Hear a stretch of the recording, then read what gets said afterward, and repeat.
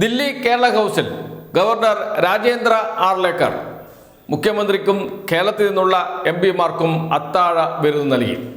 അത് കേവലം ഒരു അത്താഴ വിരുന്ന് മാത്രമായിരുന്നില്ല, അത് കേരളത്തെക്കുറിച്ച് ചർച്ച ചെയ്യാനുള്ള ഒരു കൂടിച്ചേരലായിരുന്നു. കേരളത്തിൻ്റെ വികസനമായിരുന്നു യോഗത്തിലെ പ്രധാന ചർച്ച. അതോടൊപ്പം കേന്ദ്രത്തിൽ നിന്ന് കിട്ടേണ്ടത് എങ്ങനെ വാങ്ങിയെടുക്കാം, നേടിയെടുക്കാം എന്നതിനെക്കുറിച്ചും.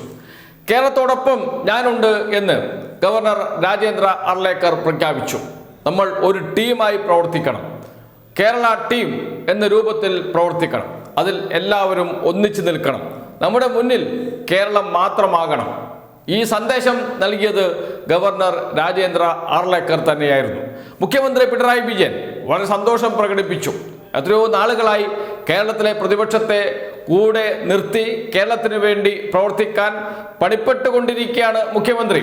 പക്ഷേ ഒന്നിനോടും സഹകരിക്കില്ല എന്ന നിലപാടാണ് കേരളത്തിലെ പ്രതിപക്ഷം, കോൺഗ്രസ് എല്ലാ കാലത്തും സ്വീകരിച്ചത്. കോവിഡ് കാലം മുതൽ നാം അത് കണ്ടതാണ്. എന്ത് വികസന പ്രവർത്തനം കൊണ്ടുവരുമ്പോഴും അതിനെ എതിർക്കുക എന്നതാണ് പ്രതിപക്ഷ നേതാവിൻ്റെയും കേരളത്തിലെ UDFിൻ്റെയും സ്ഥിരം രീതി. ഇപ്പോൾ ഏറ്റവും ഒടുവിൽ ദേശീയപാതയുടെ നിർമ്മാണം തന്നെ തടഞ്ഞു കളയും എന്ന് പ്രഖ്യാപിക്കുന്ന ഇടത്തേക്ക് പ്രതിപക്ഷ നേതാവ് VD സതീശൻ എത്തിയിട്ടുണ്ട്. അദ്ദേഹത്തിന്റെ വാക്കുകൾ കേൾക്കാം.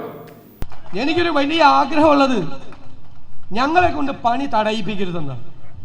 എനിക്കതാണ് അധികാരികളോട്, സ്റ്റേറ്റ് ഗവൺമെന്റിനോടും നാഷണൽ ഹൈവേ അതോറിറ്റിക്കാരോടും ഒരു റിക്വസ്റ്റാണ്, ഞങ്ങളെ കൊണ്ട് പണി തടയിക്കരുത്. കൊച്ചിയിൽ പ്രസംഗിക്കുമ്പോഴാണ് അദ്ദേഹം ഈ വാക്ക് ഉപയോഗിച്ചത്.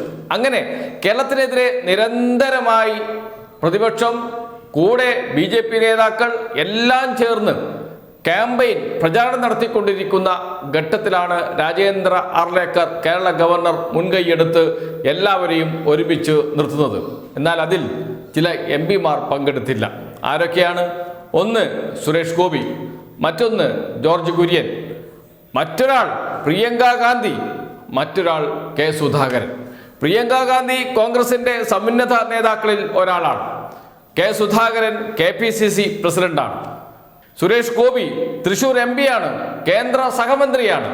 ജോർജ് കുര്യൻ കേരളത്തിൽ നിന്നുള്ള സഹമന്ത്രിയാണ്. അദ്ദേഹം കേരളത്തിൽ നിന്നുള്ള MP അല്ല എന്ന് സാങ്കേതികമായി പറയാമെങ്കിലും മലയാളി എന്ന രൂപത്തിൽ, കേരളീയൻ എന്ന രൂപത്തിലാണ് അദ്ദേഹത്തിന് മന്ത്രിസ്ഥാനം നൽകിയത് എന്നത് എല്ലാവർക്കും അറിയാം. അദ്ദേഹത്തെ മറ്റൊരു സംസ്ഥാനത്തിൽ നിന്നാണ് രാജ്യസഭയിലേക്ക് എത്തിച്ചത് എങ്കിലും.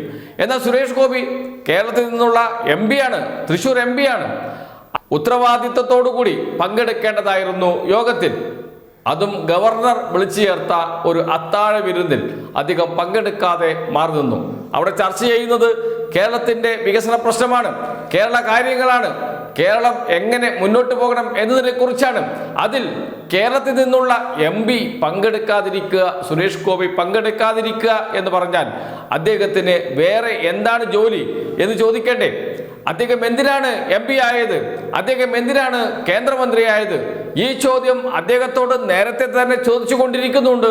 ഇപ്പോഴിതാ അദ്ദേഹം കേരളത്തിന് എതിരെ എന്ന് വെച്ചാൽ കേരളത്തിന് വേണ്ടി ഗവർണർ വിളിച്ചു ചേർത്ത ഒരു കൂടിക്കാഴ്ചയിൽ പോലും പങ്കെടുക്കാതെ മാറി നിന്നിരിക്കുന്നു എന്നർത്ഥം. പിന്നീട് പങ്കെടുക്കാതിരുന്നത് ആരാണ്? പ്രിയങ്ക ഗാന്ധി, വയനാട് MP. ദില്ലിയിൽ തന്നെ ഉണ്ടായിരിക്കണം. അവർ പാർലമെന്റ് സമ്മേളനം നടന്നുകൊണ്ടിരിക്കുകയാണ്, അതുകൊണ്ട് ദില്ലിയിൽ തന്നെ ഉണ്ടാകും. അവരും പങ്കെടുത്തില്ല, മാറി നിന്നു. എന്തിന്, എന്തുകൊണ്ട് എന്ന ചോദ്യം ചോദിക്കേണ്ട കാലമായിരിക്കുന്നു. വയനാട് സംബന്ധിച്ച് ഏറ്റവും സുപ്രധാനമായ കാര്യം ചർച്ച ചെയ്യുന്നു. മുണ്ടക്കൈ ചുരൽമല ദുരന്തത്തെക്കുറിച്ച് കേന്ദ്ര സഹായം ലഭിക്കേണ്ടതാണ്. ഒരു നയാ പൈസ പോലും തന്നില്ല. അവസാനം നൽകിയത് വായ്പയാണ്. അത് പോരാ എന്ന് പറയാൻ വയനാട് നിന്നുള്ള MP ഉണ്ടാകണ്ടേ? ആ MP എന്തിനു മാറി നിന്നു? വയനാട്ടിലെ ജനങ്ങൾ പ്രിയങ്ക ഗാന്ധിയോട് ചോദിക്കേണ്ട ചോദ്യമാണ്.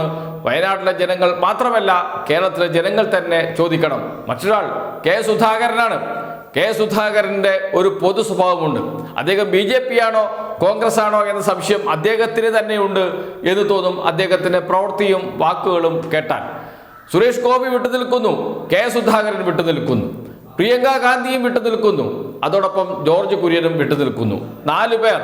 ഈ 4 പേർ എന്തിന് കേരളത്തോട് ഈ ക്രൂരത ചെയ്യുന്നു എന്ന ചോദ്യമാണ് ഇവിടെ ഉയരുന്നത്. ഒരു കാര്യം ഉറപ്പിച്ചു പറയാം, വലിയ പ്രതീക്ഷയോടുകൂടിയാണ് തൃശ്ശൂരിലെ ജനങ്ങൾ സുരേഷ് ഗോപിയെ MP ആക്കിയതും കേന്ദ്രമന്ത്രി ആയപ്പോൾ സന്തോഷിച്ചതും. ഇപ്പോഴിതാ കേരളത്തിൽ തന്നെ ഒരു വലിയ ദുരന്തമായി മാറിയിരിക്കുന്നു ഈ രാഷ്ട്രീയ നടൻ എന്ന് പറയാതിരിക്കാൻ കഴിയില്ല. അദ്ദേഹം ഒരു രാഷ്ട്രീയ നടനായി മാറിയിരിക്കുന്നു. വെറും നാട്യം മാത്രമേ അദ്ദേഹത്തിനുള്ളൂ. അദ്ദേഹം ആശാവർക്കർമാർ സമരത്തിൽ വന്ന് നടത്തിയ കാര്യങ്ങൾ നമ്മുടെ മുന്നിലുണ്ട്. MP ആയ ഉടനെ അദ്ദേഹം പ്രഖ്യാപിച്ചിരുന്ന ടൂറിസം സർക്യൂട്ട് ഇപ്പോൾ എവിടെ എന്ന ചോദ്യം അവശേഷിക്കുന്നുണ്ട്. അദ്ദേഹം പറഞ്ഞത് മെട്രോ, കൊച്ചി മെട്രോ തൃശ്ശൂർ വരെ നീട്ടും എന്ന് പറഞ്ഞത് എവിടെ വരെ എത്തി എന്ന ചോദ്യം ഉയരുന്നുണ്ട്. കേരളത്തിന് വേണ്ടി ഒന്നും ചെയ്യാതെ അദ്ദേഹം ടൂറിസം വകുപ്പ് മന്ത്രിയാണ്, ടൂറിസം വകുപ്പ് സഹമന്ത്രിയാണ്, കേരളത്തിന് വേണ്ടി ഒരുപാട് കാര്യങ്ങൾ ചെയ്യാൻ കഴിയുന്ന മന്ത്രിയാണ്. പക്ഷേ അദ്ദേഹം ഓഫീസിൽ തന്നെ പോകാറില്ല എന്ന അഭ്യൂഹമൊക്കെ ദില്ലിയിൽ നിന്ന് കേൾക്കുന്നുണ്ട്. എന്നിരുന്നാലും കേരളത്തിന്റെ ഒരു പൊതുവായ ആവശ്യത്തിന് അതിനോടൊപ്പം നിൽക്കുക, അതും ഗവർണർ വിളിച്ചു ചേർത്ത, BJP നേതാവാണ് ഗവർണർ, അദ്ദേഹം വിളിച്ചു ചേർത്ത ഒരു യോഗത്തിൽ പങ്കെടുക്കാതെ മാറി നിൽക്കുക എന്ന് വെച്ചാൽ കേരളത്തോട് അദ്ദേഹത്തിന് ഒരു ലേശം പ്രതിബദ്ധതയില്ല. അദ്ദേഹം ഇങ്ങനെ രാഷ്ട്രീയ നാട്യങ്ങളുമായി നടക്കുക എന്നതിനപ്പുറം ഒന്നും തന്നെ കേരളത്തിന് വേണ്ടി ചെയ്യില്ല എന്ന് ആവർത്തിച്ച് ഉറപ്പിക്കുന്നതാണ് അദ്ദേഹത്തിൻ്റെ ഈ നിലപാട്. അതോടൊപ്പമാണ് പ്രിയങ്ക ഗാന്ധിയും K സുധാകരനും ജോർജ് കുര്യനും എന്ന് വരുമ്പോഴാണ് കേരളം ഞെട്ടുന്നത്. ഇവരൊക്കെ എന്തിന് ദില്ലിയിൽ പോയി? ഇവരെയൊക്കെ എന്തിന് ജനങ്ങൾ വോട്ട് ചെയ്ത് ഇത്ര ഭൂരിപക്ഷത്തിന് ജയിപ്പിച്ചു എന്ന ചോദ്യം കേരളം വീണ്ടും വീണ്ടും ചോദിക്കേണ്ട സ്ഥിതിയിലേക്കാണ് കാര്യങ്ങൾ എത്തിയിരിക്കുന്നത്.